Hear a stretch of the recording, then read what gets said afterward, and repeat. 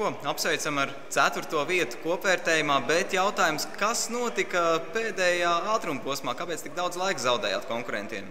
Jā, es pat teiktu, tas notika jau SS10, tas bija power stage. Sanāca netālu no finiša atgriezties vienā TV krustojumā, aizcerot ķīpu un atpakaļ gaitā iebraucām rādi. Attiecīgi pabraucām pa pļauju, lai atrastu ceļu atpakaļ uz ātrumposmu. Kā tur jau mēs zaudējām diezgan daudz, kas attiecīgi uz pēdējā ātrumposmu mūsu mācu šķīra tikai aptuveni sekundi, ja nemaldos. Tad arī pēdējā ātrumposmā braucām, tā lai noturētu to 2. vietu. Bet Jānim nocīmēs gribējās izbraukt to 3. apli. Paskatījām garām finišam un nācās griezties apkārt, un tur arī zaudējām to visu laiku.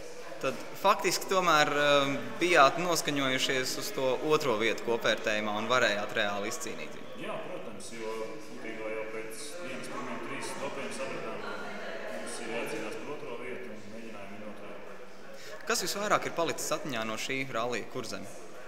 Ja godīgi, man vecpils, jo es viņu kādā mašīnā vēl nekad nebija braucis, un, protams, ar tik meistarīgu pilotu.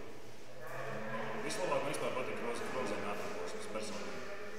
Kāpēc tieši Krogzemju? Es nezinu, tur bija iespējams ātrums un izmanevrēt starp tām nulītēm un vienuniekiem. Tas bija kaut kas iespējams. Kāds ekipāžai ir noskaņojums pēc rallija? Ļoti labs. Neskatoties uz visām mūsu kļūdām, mums noskaņojums ir labs. Tā kā, piemēram,